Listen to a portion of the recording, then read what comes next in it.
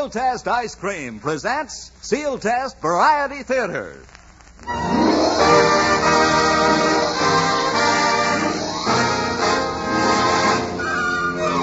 Yes, it's Sealtest Variety Theater with Henry Russell and his orchestra, the Crew Chiefs Quartet, Mr. Show Business himself, Eddie Cantor, and one of Hollywood's truly great actors, Lloyd Nolan. And now, here she is, our gal Thursday, the singing star of our show, Dorothy Lamour.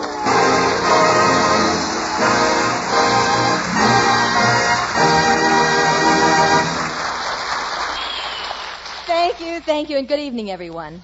Well, we're all set for another gala evening at Sealtest Variety Theater.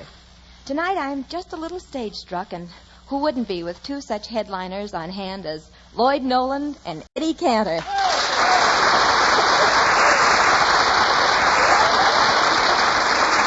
Oh, Dottie, just stand there, will you? Let me look at you, Dottie, huh? Eddie, what's the matter? Oh, you're so grown up. I can't believe that you're the same little girl I used to bounce on my knee. Eddie, you never bounced me on your knee when I was a little girl. Well, don't stand there, Dottie. It's never too late to start, you know what I mean? I'd love to oblige, but I'm worried about something. What are you worried about, what?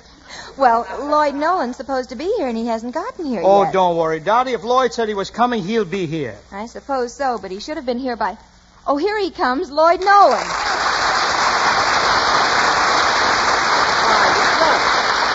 Why, stand there. Just let me look at you, Dottie. Lloyd, what's the matter? Well, you're so grown up. I just can't believe that you're the same little girl who used to run up and kiss me.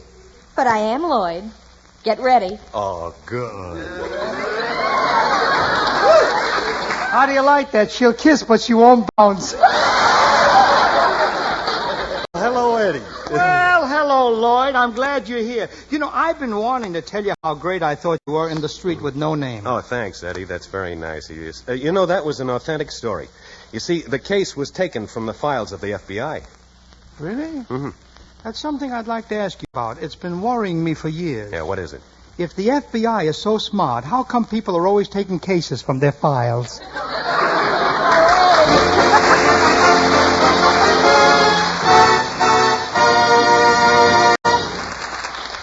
Thank you, Dottie, Eddie Cantor, and Lloyd Nolan. And now a few words of advice from the man who knows. Get the best, get Sealtest. Dottie, just suppose you were dipping into your very first dish of Sealtest ice cream. What would you say? I wouldn't say a word. I'd be too busy eating. Well, then what would you think? Why, I'd think, it's true. Sealtest ice cream is better in every way.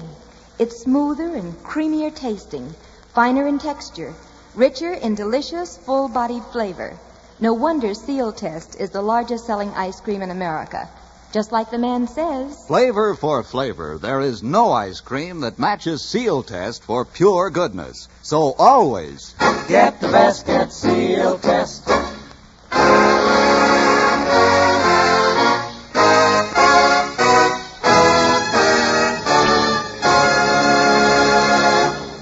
On December 2nd, 1932, a play opened on Broadway called The Great Magoo, written by Ben Hecht and Charles MacArthur. Hidden away in this play was an incidental song. The play opened and closed on the same night, but the song is still very much alive, and tonight our own Dottie Lamour sings It's Only a Paper Moon.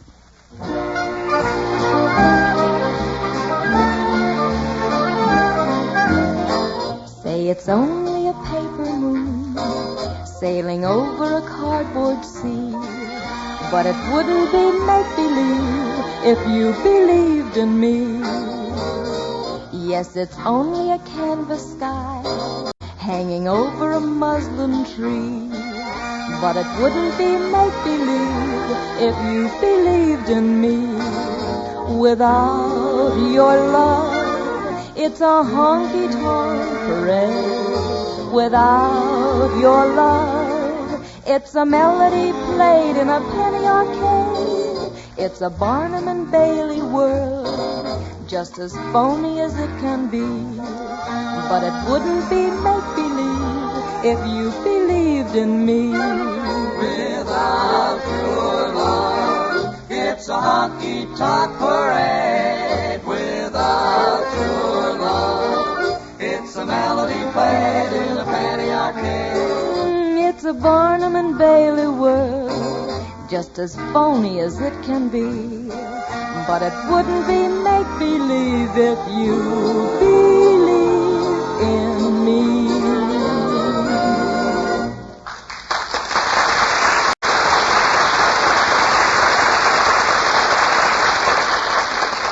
When you think back over the years of fine pictures and fine performances, you're sure to come up with the name of our first guest this evening, the star of the new Metro-Goldwyn-Mayer picture, The Sun Comes Up, Lloyd Nolan. Well, those are very sweet words, Dottie. Just keep on talking. Oh, no.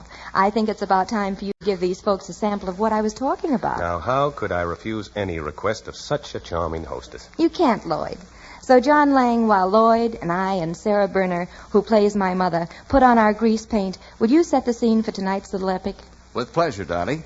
Ladies and gentlemen, as our story opens in Boston, we take you to the home of the socially prominent Mrs. Worthington J. Wickersham. She is in conference with Lloyd Burt, private detective. Now, before we go any further, Mrs. Wickersham, when you found out that your daughter disappeared, how come you didn't call in the regular police? That would have meant newspaper publicity. We Wickershams love notoriety. We permit the family name to appear in the newspaper only on 2 occasions, when we are born and when we die. How come you permit it on those times? Because when we are born, we are too young to do anything about it. When we die, we've lost interest. Yeah. Let's get some of the facts, When was the last time you saw your daughter? Yesterday, she left this note. Let me see it. Darling mother, there's no use explaining why I have gone. Promise you won't worry about me. I'll get along. Love, Dorothy. Well, tell me, did the kid have much money with her? Well, not enough to get her very far. Then what makes her think that she can get along? Oh, she's always had some nonsensical notion that she can earn a living singing. But why Dorothy should leave home, I'll never know. She was merely about to make the most brilliant marriage of the social season. Who's she marrying? Who's she marrying? I asked you first. She's going to be the wife of J. Pierpont Llewellyn, a brilliant lawyer and a millionaire. Well, I hope the 4 of them will be very happy together. What's that? Oh, that's nothing. But tell me, what does he think of her blowing town? Well, if Pierpont ever heard of her doing any such a irregular thing, he'd cancel the marriage. Well, I don't get it. A guy's going to marry a girl. 3 days before the wedding, she runs out and he doesn't know about it. What's the matter? Doesn't he talk to her? What you don't seem to understand, Mr. Burke, is that J. Pierpont Llewellyn is a very busy man. Why, Dorothy is lucky if he can see her once a week.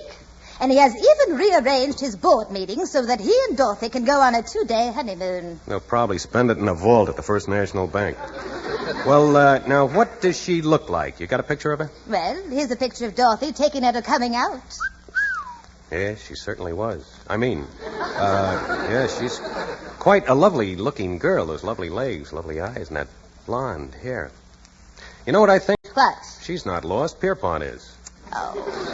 I'm not interested in your personal opinions. Are you willing to take the case? What's in it for little me? Well, you'll bring Dorothy back by Sunday in time for the marriage, and I'll give you $5,000. Do you think you can do it? Lady, for $5,000, I'll bring back Ali Khan.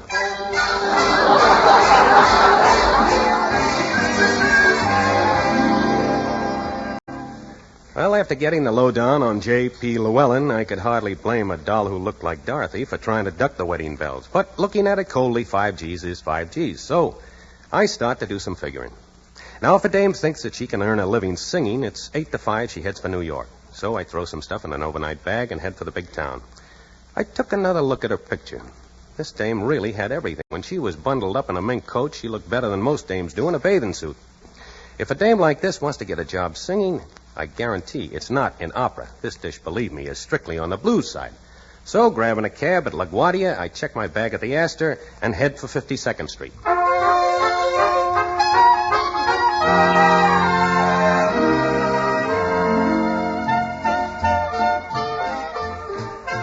Here's your bourbon. Oh, hey, keep the change. By the way, Mac, have you seen a dame around here lately, a singer who looks like anything like this picture? Let's see. Nope. No. No dame that looked like that.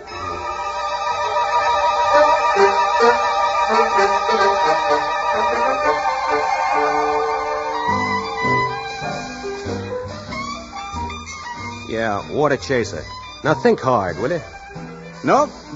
No dame that looked like that's ever worked around here.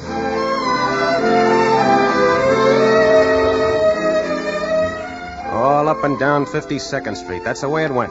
So, about 8 bourbons later, my ears ringing with bebop, I was about to call it a night when I spotted a club over near 6th Avenue that I'd missed before. It was near closing time.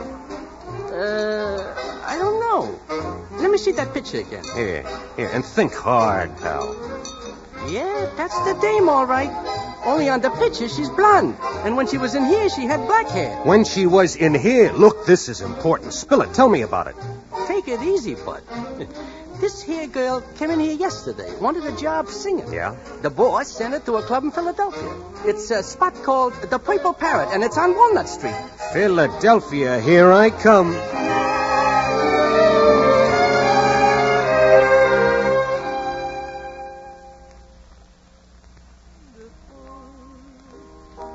He's just my Bill.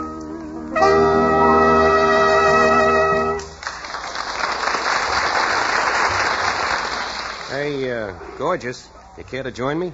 Well, I'm not in the habit of... Come on, sit down. There.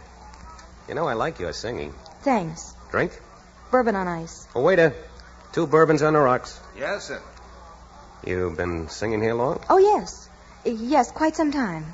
Like since yesterday, See here, what do you mean Now, by... calm down. Take it easy, Blondie. Blondie? What's the matter? Are you colorblind? Can't you see I've got black hair? For how long? I don't know what you're getting at, but if you think I'm going to sit here Now, and just... You look awfully pretty when you get angry, Dorothy. My name is Lucille. For how long? Say, who are you anyway? The name is Burke. Occupation, private detective. What do I mean to you?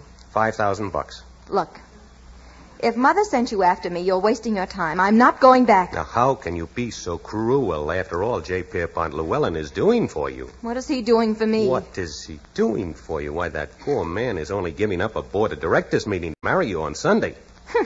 Very funny, very funny. But you needn't rub it in. I didn't mean to, but that $5,000 means a lot to me. And staying away from Boston means a lot to me. I may as well warn you. I'm the kind of guy who usually gets what he goes after. That's a coincidence.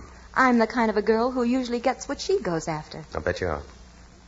I'll bet you are. You know, if you weren't a Wickersham, you and I might be able to have a lot of laughs together. But I am a Wickersham. Yeah, and that's why I'm taking you back to Boston. But I'm not going, and if you try to do... Look, let's not get excited. It's getting late. Suppose I walk you home and we'll talk this thing over, All right. We'll talk this thing over.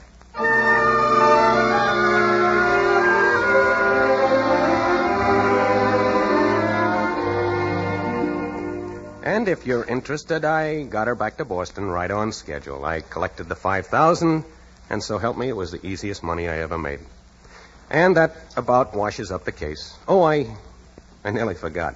About 2 days after we got back, I married Dorothy. I took her away from all that society stuff. Believe me, that $5,000 came in mighty handy. You see, that's the dough that's going to send Junior through college. Junior, by the way, is going to go to Princeton. You see, all the Wickershams go to Princeton.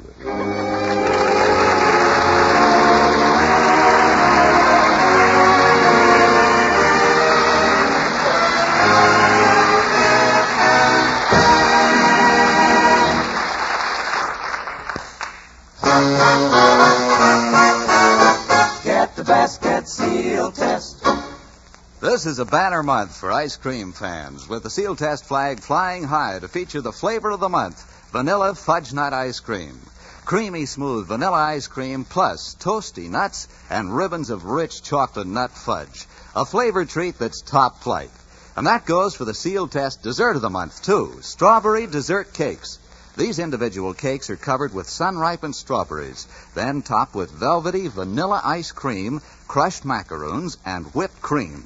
Get both Sealtest strawberry dessert cakes and vanilla fudge nut ice cream. And always Get the best, get Sealtest.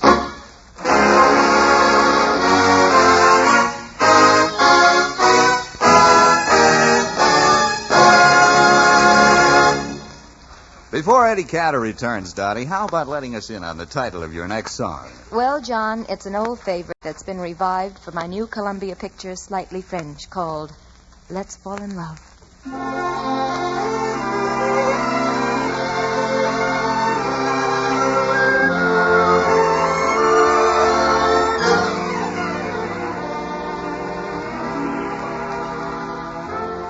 Let's fall in love. Why shouldn't we fall in love? Our hearts are made of it. Let's take a chance. Why be afraid of it?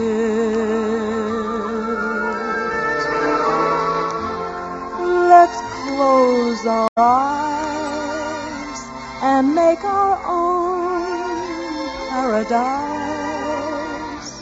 Little we know of it, still we can try to make a go of it.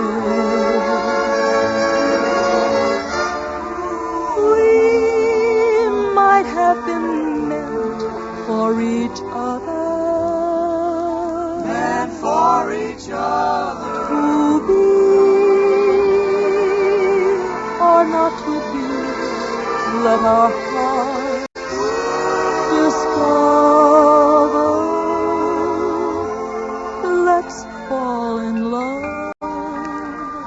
Why shouldn't we fall in love? Now is the time for it while we are young. Let's fall in love. Shall we? Let's fall in love.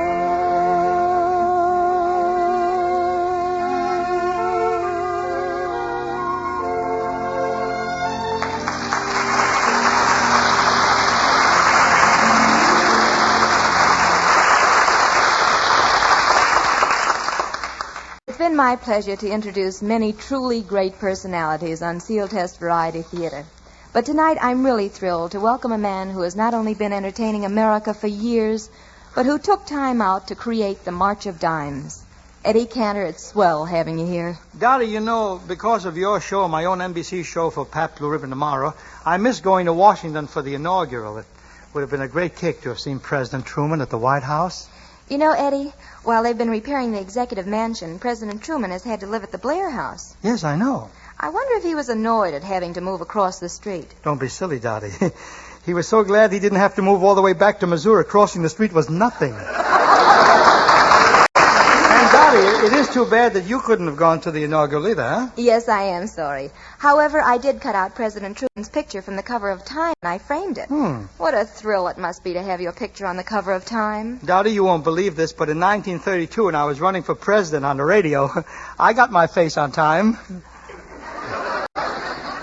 Looks like you didn't keep up the payments. I hope next time you make a picture, your sarong shrinks. So let me tell you something, Dottie. You know, the big thrill that President Truman got today was not the inauguration itself, but the fact that for the first time, he now has his own vice president. That's his biggest thrill, you know. Having his own vice president? Yes, just think, now when he plays the piano, at last he's got someone to turn the pages. Dottie, I've been thinking about those stars who've shared this microphone with you for Sealtest. The Victor Moores, the Jimmy Durantes, the William Powells, the Barrymores, the Lloyd Nolans. It takes me back through the years.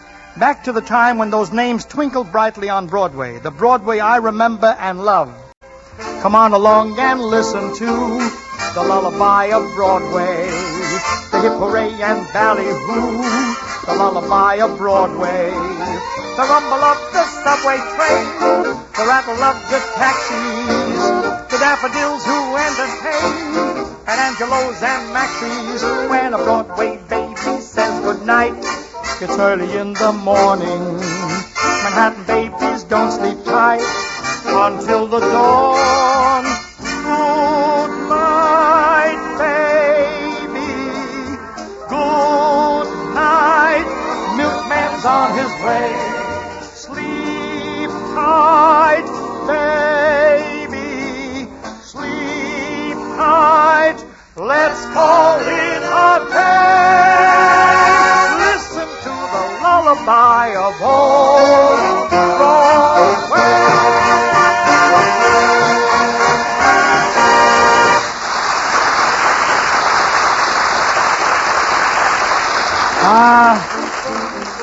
Give me back my Broadway again, that old Broadway. Broadway of the men with handlebar mustaches and girls in crinoline gowns. There were no sarongs then. Those were the days when a girl wore 10 petticoats. Can you imagine every night peeling off 10 petticoats?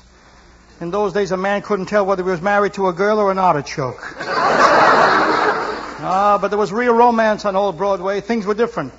For instance, as soon as a fella had a girl, he'd ask her to meet his family so his parents could see her. Nowadays, when a fella asks a girl to meet his family, she doesn't know whether he means his father and mother or his wife and kids. Yes, give me the old days, the days of the Ziegfeld Follies, with that young fellow in blackface running up and down the stage singing, how you gonna keep 'em down on the farm after they've seen Paris? How you gonna keep 'em away from Broadway, jazzing around, painting the town? How you gonna keep 'em away from harm? That's a mystery. Imagine Reuben when he meets his pa. He'll kiss his cheek and holler, ooh la la. How you gonna keep 'em down on the farm after they've seen Paris?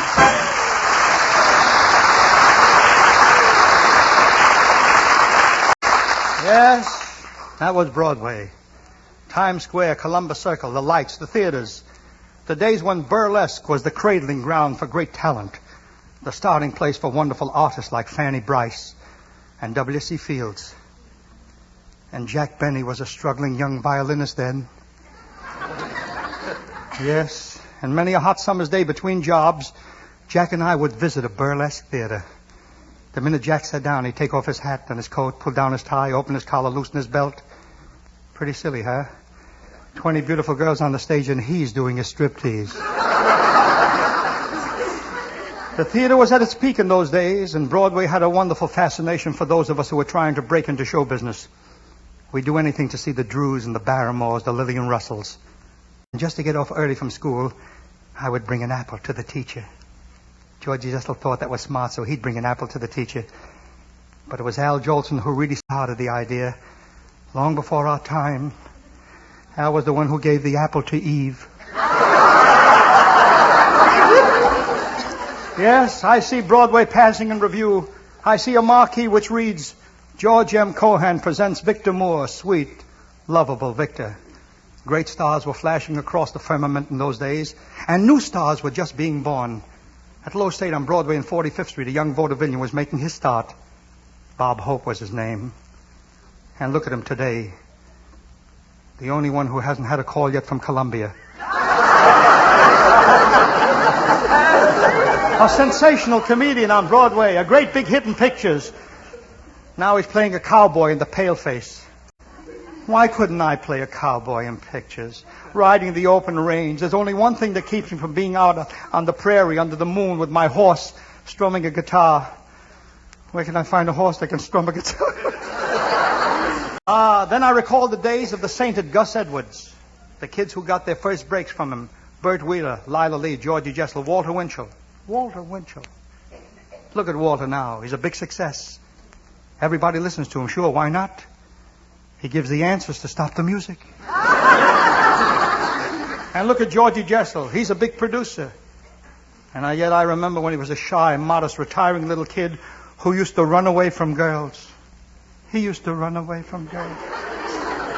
Now he's the most married man in Hollywood. He told me just the other day that this June he's going to marry again, but for the last time. He told me, he said, Eddie, I'm not going to marry one of these young things. This time it's going to be someone more mature, someone more my age. And ladies and gentlemen, I pray that Georgie Jessel and Sophie Tucker will be very happy. Yes, put all these names together and they spell Broadway.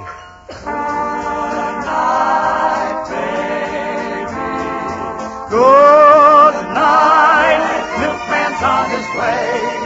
Sleep tight, baby. Sleep tight.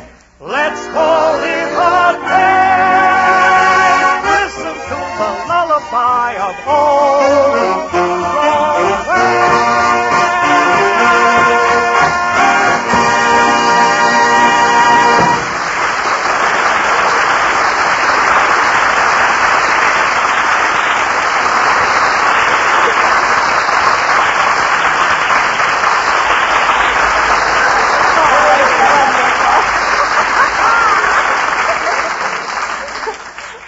Thank you, Eddie Cantor. As always, you were sensational. And now, in just a few seconds, we're going to give you some great news about a great lineup on this show for next week.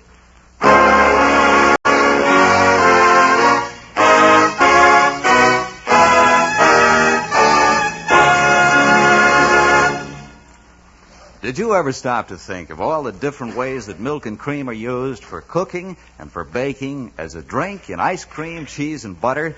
Can you imagine getting through a day without milk? It is certainly one of our most important foods, and is still one of the most economical, too. It's true that the cost of milk has gone up in the last few years, but the price of other foods has increased far more. The dairy farmer has done his part by maintaining a high level of production. And here at National Dairy, we're doing our part to keep prices down by finding new and more economical methods of processing and distribution, and to see that your milk products are always the finest and the purest. Each month, key men from our companies serving communities throughout the country get together at National Dairy to discuss how we can improve our service to the consumer. Now, these men have years of experience which is used to help keep costs low and National Dairy products high in quality.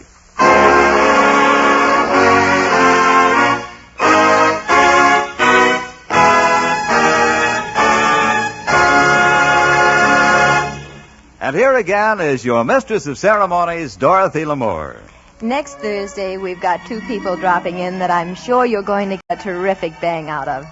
America's bad little boy, Red Skelton, and one of the great names in the picture business, Douglas Fairbanks, Jr. To Eddie Cantor and Lloyd Nolan, this goes down on the Sealtest books as a great night. Thanks a million from all of us, especially since your appearance tonight contributes to a fine cause, the establishment of the American Federation of Radio Artists Welfare Insurance Fund. So until next Thursday, for Henry Russell and the orchestra, the crew chiefs, and tonight's guests, this is Dorothy Lamour saying, keep well, keep happy, and keep listening.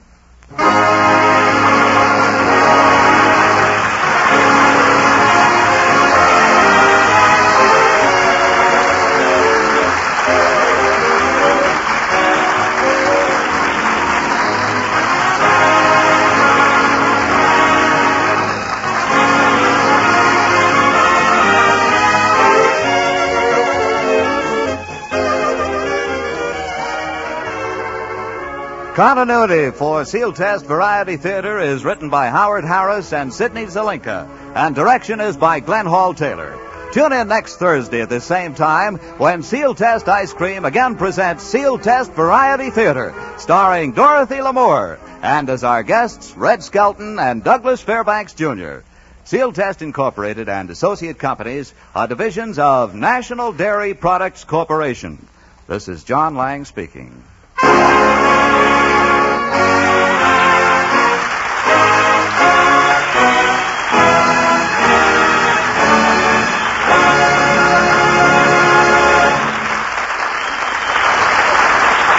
This is NBC, the national broadcasting company.